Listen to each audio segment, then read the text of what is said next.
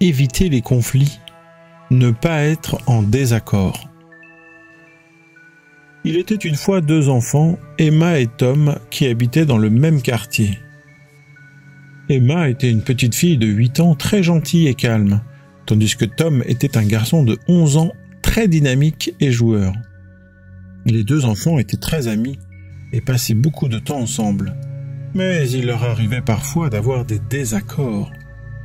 Un jour, Emma et Tom se sont disputés parce qu'ils ne pouvaient pas se mettre d'accord sur le jeu auquel ils voulaient jouer. Emma voulait jouer à la poupée et Tom voulait jouer au ballon. Ils ont tous les deux commencé à argumenter et finalement à s'énerver. La dispute a commencé à prendre de l'ampleur. Ils se sont tous les deux mis en colère. Emma et Tom se sont rendus compte qu'ils ne parviendraient pas à trouver une solution en continuant à argumenter. Alors, ils ont décidé de faire une pause pour se calmer. Emma a suggéré qu'ils prennent un peu de temps pour réfléchir à un compromis. Pendant qu'ils réfléchissaient, Emma et Tom ont compris qu'ils avaient tous les deux des opinions valables et qu'il était important de les respecter mutuellement. Ils ont réalisé que la clé de la résolution de leur conflit était de ne pas être en désaccord, mais plutôt de comprendre que l'autre pouvait avoir un avis différent du leur. Finalement, ils ont trouvé une solution qui convenait à tous les deux. Ils ont décidé de jouer à la poupée d'abord, puis de jouer au ballon après. Emma a expliqué que cela lui donnait plus de temps pour finir de jouer avec sa poupée, tandis que Tom était heureux de savoir qu'il aurait l'occasion de jouer au ballon plus tard.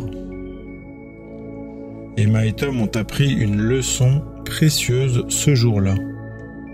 Il est important d'être ouvert d'esprit et de respecter les opinions des autres. Ils ont également appris que lorsqu'il y a un conflit, il est essentiel de faire une pause pour se calmer, de ne surtout pas être en désaccord.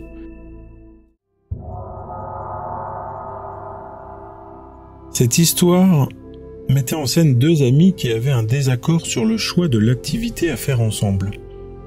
Nous avons vu que la première étape pour résoudre un conflit est d'écouter l'autre et de comprendre son point de vue, même s'il est différent du nôtre. Ensuite, il est important d'éviter le désaccord et de ne pas argumenter de manière agressive.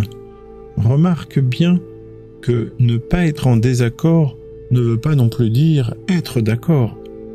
C'est une astuce qui te permet de ne pas énerver l'autre et de ne pas entrer en conflit.